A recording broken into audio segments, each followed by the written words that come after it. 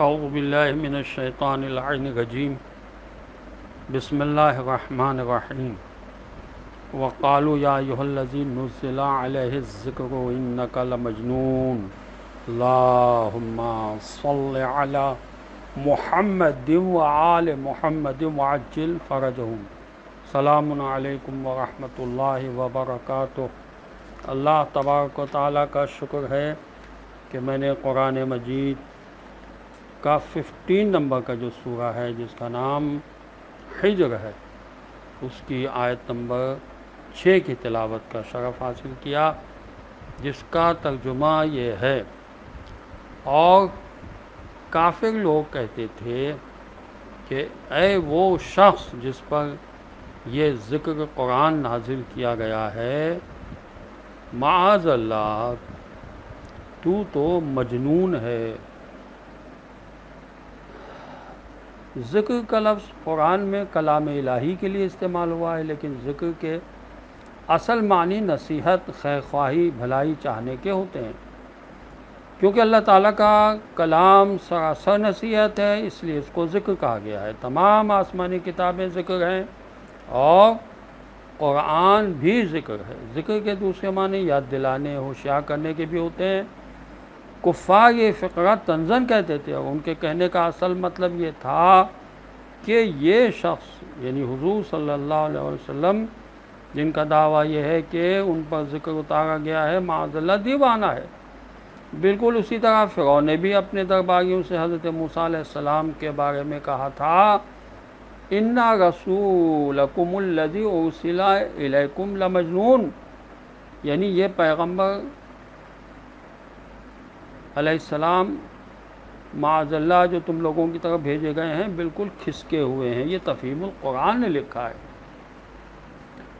بالکل واضح سی بات ہے کہ کسی کی فکر بس مال و دولت، عورت، اولاد، منصب و جائیداد تک محدود ہو، اور وہ کسی سے یہ کہے کہ ہم تمہیں زر، زمین، حکومت، بلکہ ہر چیز دینے کو تیار ہیں، بس تم اپنا دینی مشن ترک کر دو، اور دوسرا شخص اس کو یہ جواب دے کہ میں اپنے مشن کو کسی قیمت پر ترک نہ کروں گا، چاہے تم سورج و چاند ہی کیوں نہ میرے دونوں ہاتھوں پر لا کر رکھ دو، تو پہلا شخص ایسے آدمی کو دیوانہ نہیں سمجھے گا تو اور کیا سمجھے گا؟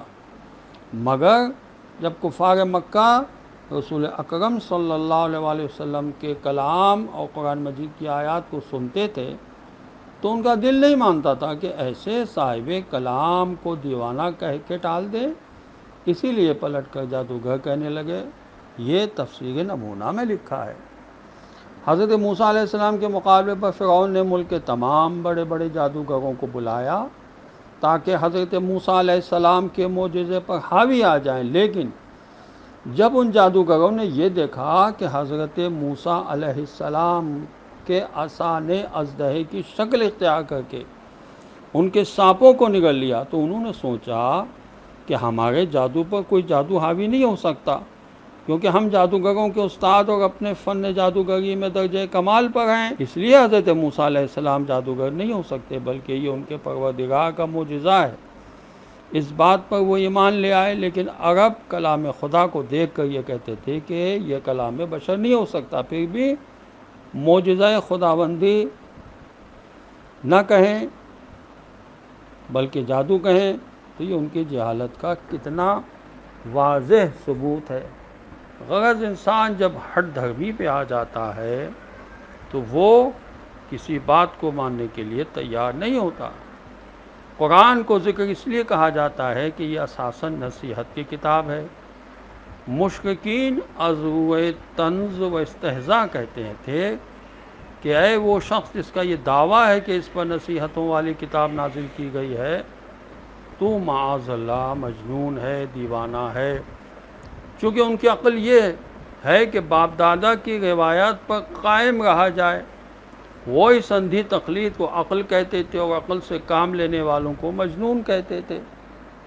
اور آج کل معاملہ اس کا الٹا ہے کہ جو آباء و اجداد کرتے تھے وہ اب لوگ کرنے کے لیے تیار نہیں ہیں، اور کہتے ہیں کہ ہم تو ان لوگوں کی بات مانیں گے جو ہمیں جوش دلاتے ہیں، ہمارا ہوش ختم کر کے ہمیں جوش دلا کر جو بات کہتے ہیں وہ مانیں گے۔ بھائی تمہاری مرضی، تم ان کو اگر سب سے زیادہ قابل سمجھتے ہو تو تمہاری مرضی، یہی اگر تمہارے امام ہیں تو انہی کے پیچھے تم حشر کے دن کھڑے ہوگے۔ والسلام علیکم ورحمۃ اللہ وبرکاتہ۔